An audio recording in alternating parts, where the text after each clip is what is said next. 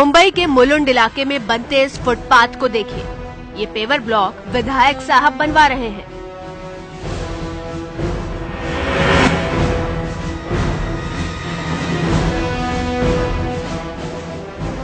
मुलुंड इलाके की सोसाइटी में ये सड़क भी विधायक साहब ने ही बनवाई है। दहिसर इलाके के विधायक ने तो 55 इमारतों में काम करवाया है। अब इस इमारत की कंपाउंड वॉल को देखिए, ये भी विधायक निधि से ही बनवाई गई है। दरिया महल इलाके में इस पॉश इमारत के आंगन में पक्की सड़क बनवाने का काम भी स्थानीय विधायक का है।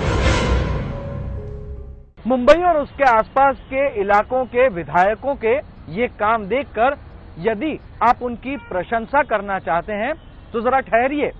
अगर आप ऐसा समझ रहे हो कि विधायक अपना कर्तव्य समझकर ये तमाम काम कर रहे हैं तो आप गलत हैं।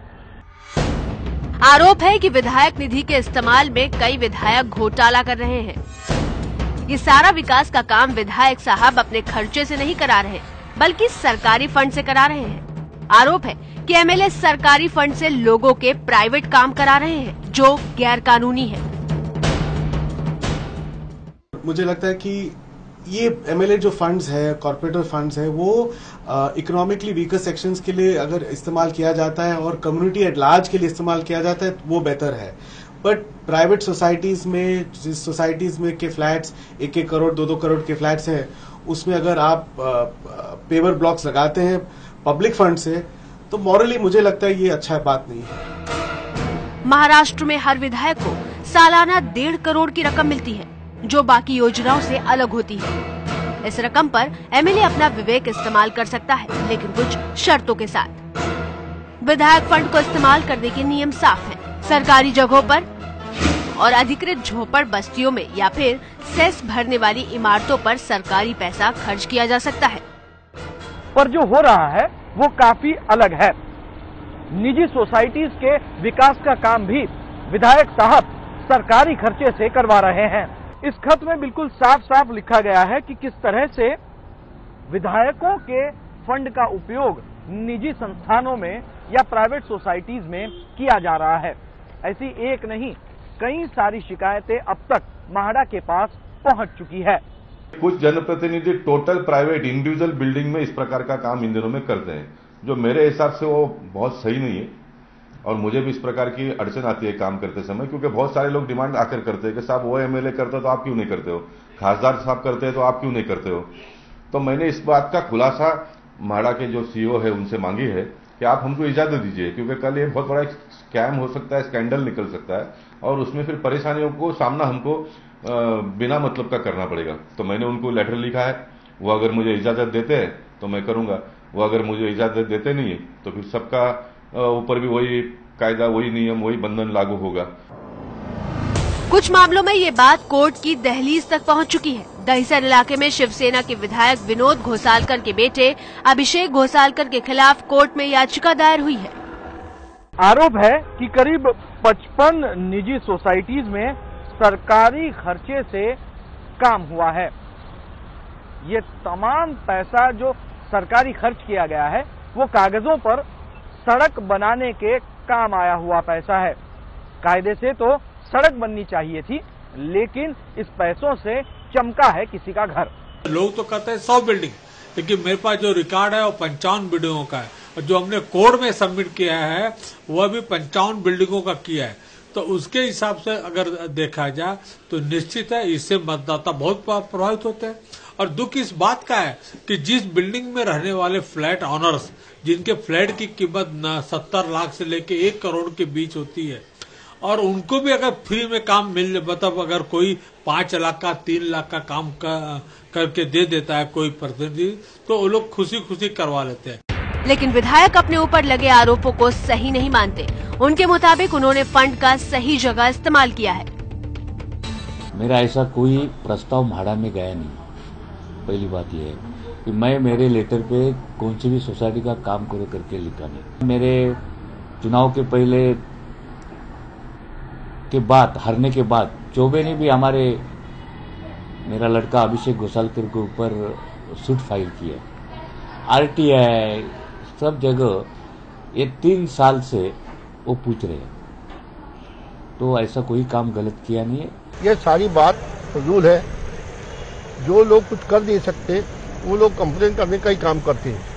ये बात जब मैं नगर सेवक था तभी भी मेरे कर के नाम के नगर सेवक थे यहाँ पे, और उन्होंने उस वक्त भी राज्यपाल से कंप्लेन किया था कि सरदार जी जो है प्राइवेट सोसाइटियों में काम करते हैं या टूटी फूटी बिल्डिंगों में काम करते हैं, तभी भी उसने कंप्लेन किया था। तो उस वक्त गवर्नर ने मुझे कहा कि आप करिए मगर कायदे के अंदर रह के करिए। तो मैं कायदे के अंदर आज भी करता हूँ।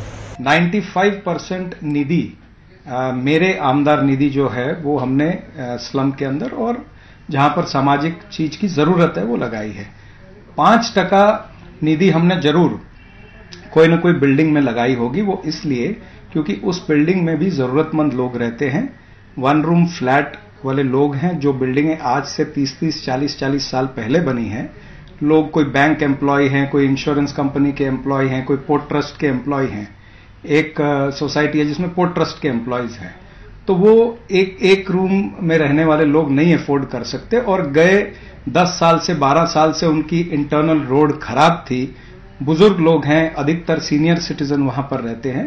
तो वहां पर जरूर हमने एक जगह में वो निधि लगाई है। आरोप ये कुछ एक विधायकों पर ही नहीं है, बल्कि तमाम पार्टियों के कई सारे विधायक अपनी वोट बैंक को खुश रखने के चक्कर में सरकारी पैसों का इस्तेमाल निजी जगहों पर, निजी इमारतों पर कर रहे हैं।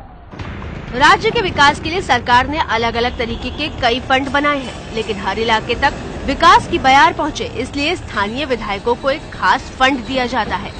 एमएलए को दिए गए फंड को नाम दिया गया है आमदार स्थानिक विकास कार्यक्रम। नियोजन विभाग ने 18 फरवरी 2011 को इस कानून की रूपरेखा जारी की। इसके तहत हर विधायक को सालाना 1.5 करोड़ की रकम दी जाती है।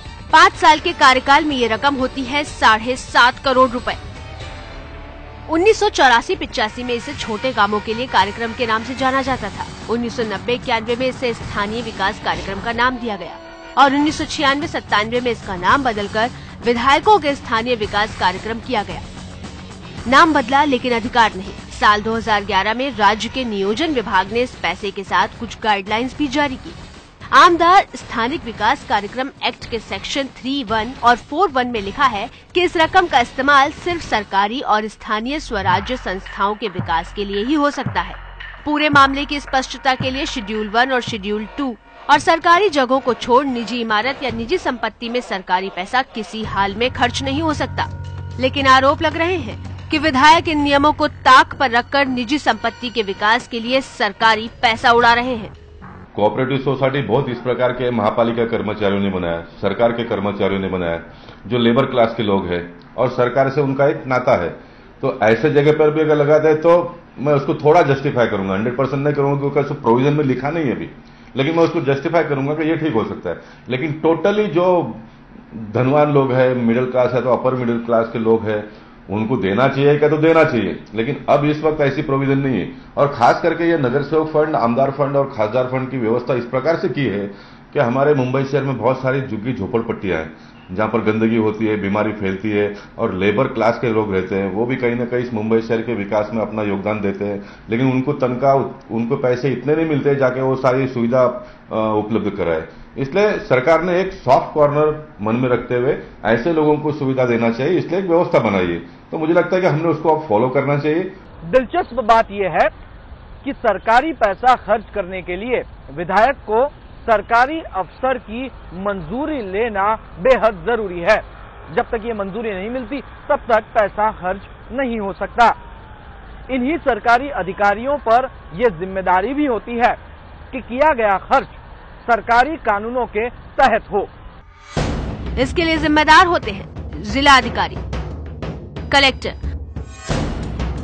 माडा के अधिकारी। इस पूरे विषय में जब हमने सरकारी अधिकारी यानी कलेक्टर से बात करने की कोशिश की तो उन्होंने कैमरे पर बात करने से मना कर दिया और साथ ही ये कहा कि हर एक मामला दूसरे मामले से अलग है, लिहाजा अब पड़ताल करनी होगी और उसके बाद ही वो पूरे मामले पर अपनी राय रख पाएंगे।